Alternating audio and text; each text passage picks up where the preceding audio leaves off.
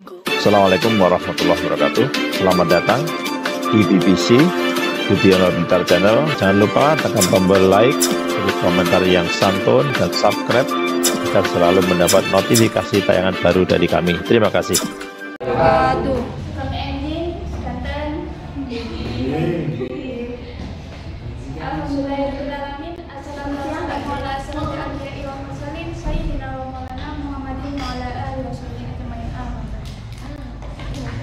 Pertama-tama mari kita panjatkan puji syukur atas kehadiran Allah Subhanahu wa taala yang telah melimpahkan karunia-Nya sehingga kita diberikan kesehatan. Yang kedua kalinya, sholawat serta salam tetap tercurahkan untuk junjungan kita Nabi Agung Nabi besar Muhammad Sallallahu Alaihi Wasallam yang telah membawa kita dari zaman dulu menuju zaman yang baiklah, kami dari kelompok 2 akan mempresentasikan tentang identitas nasional.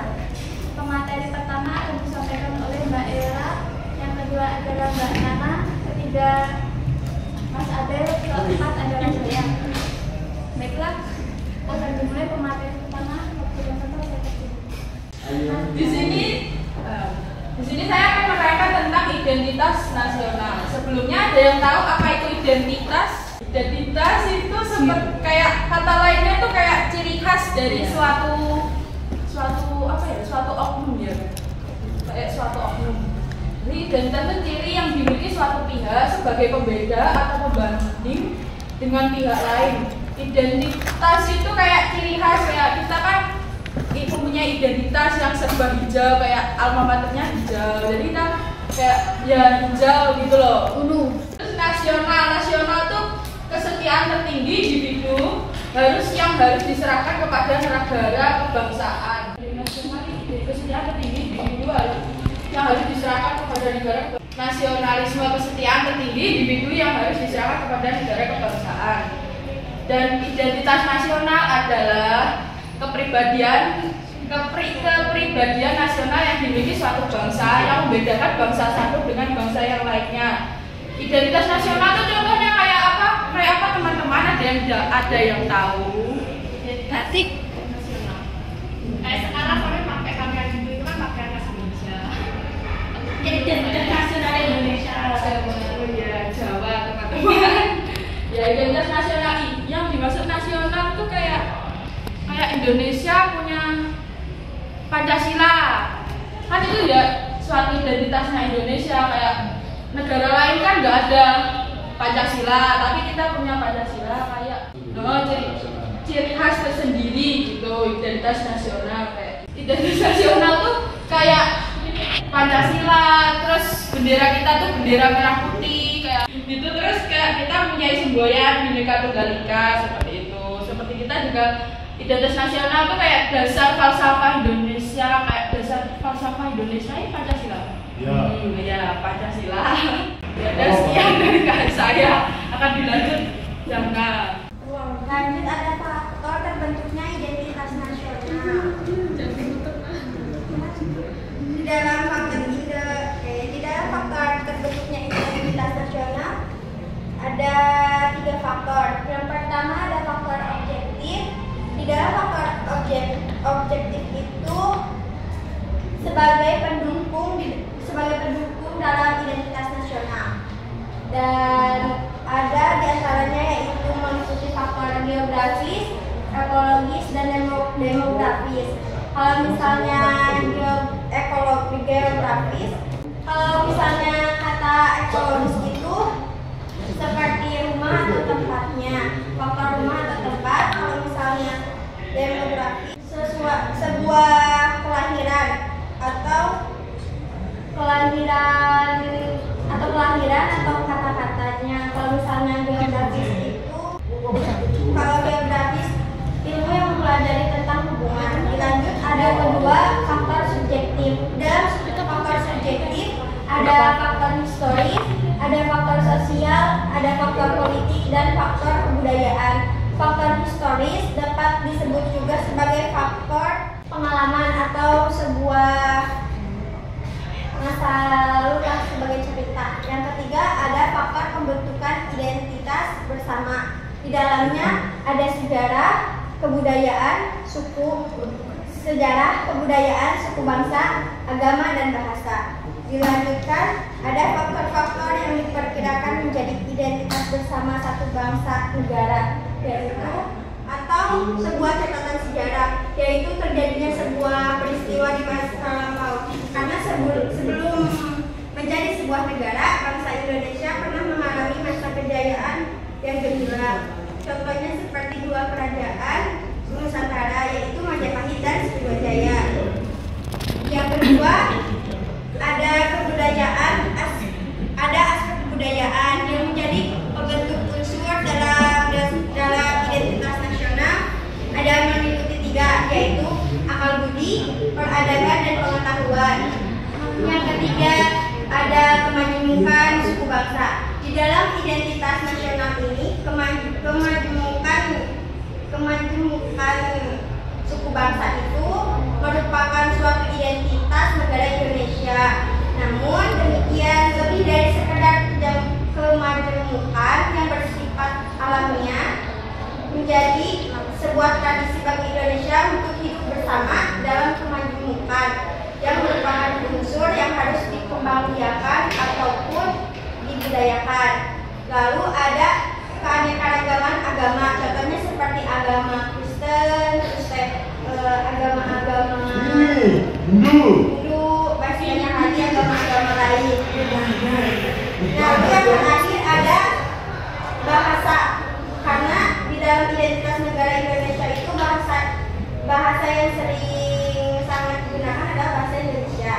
Meskipun di Indonesia memiliki ribuan bahasa daerah. Contoh misalnya di daerah Bandung bahasa khasnya kayak teh. Nah, kalau Sunda bahasa daerahnya teh. Kalau misalnya daerah Jawa mbak. Kalau misalnya daerah Bali ya mbok. Nah, jadi beraneka ragam. Lalu ada faktor-faktor penting bagi pembentukan bangsa Indonesia, yaitu yang pertama adanya persamaan nasib, seperti itu penderitaan bersama di bawah penjajahan bangsa asing lebih kurang selama 350 tahun. Yang kedua, adanya keinginan bersama untuk merdeka, melepaskan diri dari belenggu penjajahan. Kemudian adanya kesatuan tempat tinggal, yaitu wilayah Nusantara yang membentang dari Sabang sampai Merauke. Jadi kesimpulan dari faktor-faktor terbentuknya identitas nasional seperti tadi ini ada faktor objektif, subjektif, pembentukan identitas bersama. Namun di dalam faktor yang menjadi sebuah identitas suatu bangsa yang tadi disebutkan itu tidak ada di dalam PPT. Jadi yang tadi silakan waktu. Dilanjutkan oleh materi April. Proses berbangsa dan bernegara. Sebelum kita merdeka, kira-kira udah berapa organisasi yang menyatukan kita menjadi satu sebelum Sumpah Pemuda? 3. Apa aja? Organisasi Budi Utomo. Habis itu Jong apa sih? Jong Muda, Jong Tua. Ya. Apa sih namanya? Indis apa gitu? Indis Partis. Itu partai politiknya.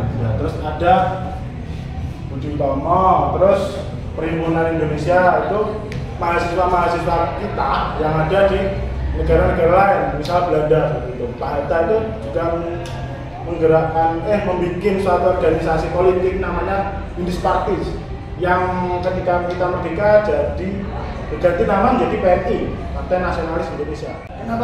Kenapa sih kita akhirnya menyatukan diri sebagai Indonesia? Saya orang Bali, itu Bandung, Sunda, orang Sunda, orang Jawa juga, ada orang Sumatera menyatakan diri sebagai warga Indonesia.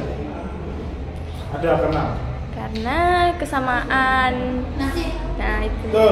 Kesamaan nasib yang lebih utama karena kita dijajah Jawa, Sumatera, Bali, Kalimantan, Timur itu Portugal, NTT, terus Sulawesi. Itu rata-rata dijajah sama Belanda. Setelah itu kita mengikrarkan diri untuk membentuk anak muda itu gimana ya? Setiap generasi itu anak muda selalu terdepan. Karena kita berinovasi, walaupun selalu berupaya untuk direm oleh kalangan tua. Karena kan biasanya anak muda itu apa ya istilahnya terlalu berambisi, terlalu cepat, pengen cepat, pada akhirnya nanti berangkat. Walaupun makannya itu sempat dulu ada dua pikiran, yaitu pikiran golongan tua dan pikiran golongan muda. Terus setelah ini belum masa kemerdekaan, kita pernah membentuk badan BPUPKI ya? Ya, BPUPKI dan BPUPKI. BPUPKI, terus PPKI, setelah itu merdeka. Kita fix punya pemerintah. Kita sekarang kan berkaitan dengan pendidikan kewarganegaraan. Contoh kalau di daerah saya ada namanya puputan dari dulu sampai sekarang masih ada berkuliah. Puputan itu sebuah tradisi di mana kita tuh berjuang mati-matian. Kita tuh kalau nggak bisa menang, ya sama seperti Jepang dulu. Kalau Jepang kan merobek perutnya, kita juga sama, bunuh diri masa. Di Bandung dulu ada peristiwa itu juga. Kalau di sini peta ya? Betul, tapi itu kami tradisi. Oh. Jadi kalau kami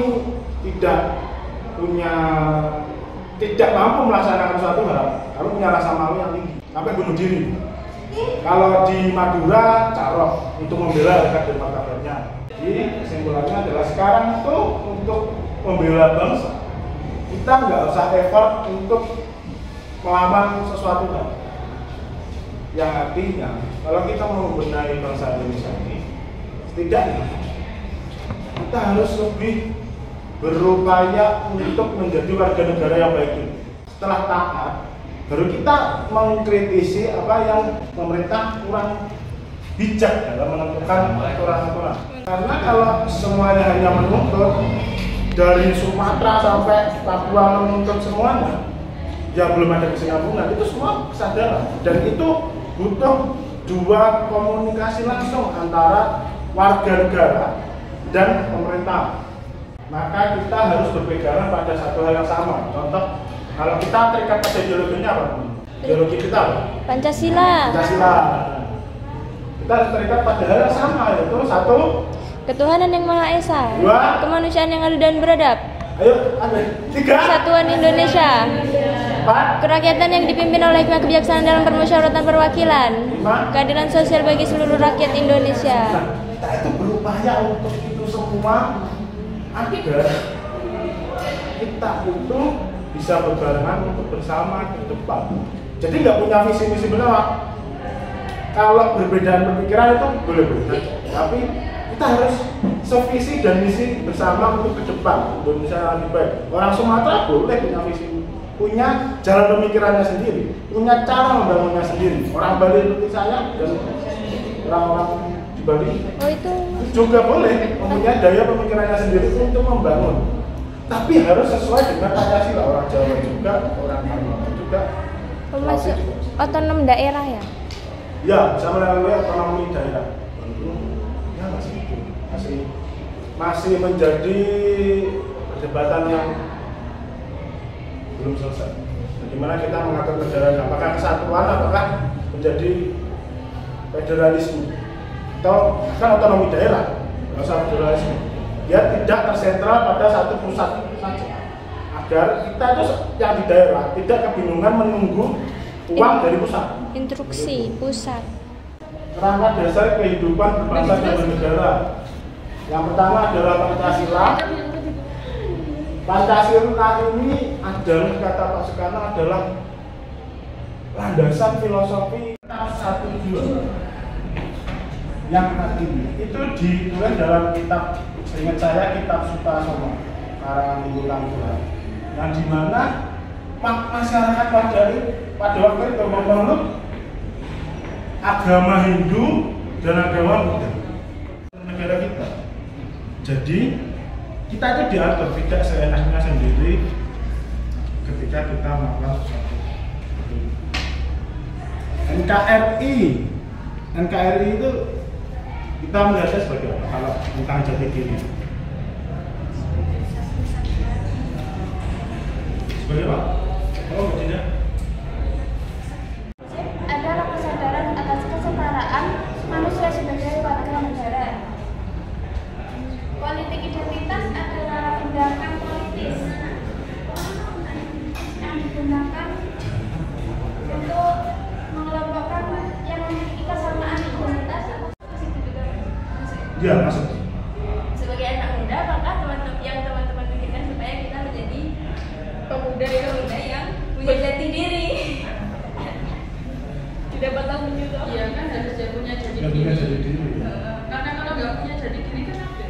Identitas nasional atau jati diri, ya kita berakar pada apa? Sekarang kan ketika liberalis, jadi kalau apakah jati diri itu penting, tapi jangan dijadikan alasan untuk mengikat semua hal. Jadi untuk membenarkan tindakan kekerasan itu jangan. Oke. Terima kasih Mas Aren. Terima kasih Mbak Desi. Enggak yang lucu. Terima kasih Mbak Ella. Terima kasih Mbak Afifi. Kamu itu- Silahkan. Emang ini kamu nggak perlu sih? Itu Mbak Afifi silahkan. Nah kan ada sih beberapa negara yang mengakui identitas yang kita miliki. Contohnya kayak kain apa yang kemarin itu? Apa ya? Malaysia, batik. Oke. Iya, ya kan batik. Kita suka sama. Gimana tuh cara menikahinya? Itu kan termasuk identitas kita kan? Mengenalkan sejarah, sementara anak zaman sekarang tuh sudah bukan di zamannya sejarah kayak penjajahan gitu. Celeneng. Anak sekarang tuh juga lebih kecanduan ke gadget seperti game online, sosmed gitu. Dengan cara seperti modern, pakai grafik, terus pakai animasi itu juga udah banyak. Jadi memperkenalkan ke anak muda zaman sekarang sih hobinya main HP itu sekarang udah gampang ya lewatnya media itu. Media platform. Ya kalau ya yang kayak contoh kalau misal wayang ya, saya itu kan penyuka wayang. Cara alternatif orang tua saya. Sekarang kan di era digital, globalisasi dunia erat dengan kaitannya dunia digital. Dan untuk mengenalkan brand ini kan ya nggak kudu nganu ngono lho, pasti tatap muka. Jadi kalau adewe nyampe nih gawe video. Sekarang kan estetik kan. Gak estetik apa di dalam? Jadi kalau tempatnya kalau Dibuat menarik. kalau dia dibuat menarik, dibuat seperti ciri khas. Jangan ragu untuk berubah. Teman-teman, terima kasih telah menonton video ini. Semoga bermanfaat bagi kita semuanya. Amin, amin, ya rabbal alamin. Ini kita akhiri. Wassalamualaikum warahmatullahi wabarakatuh.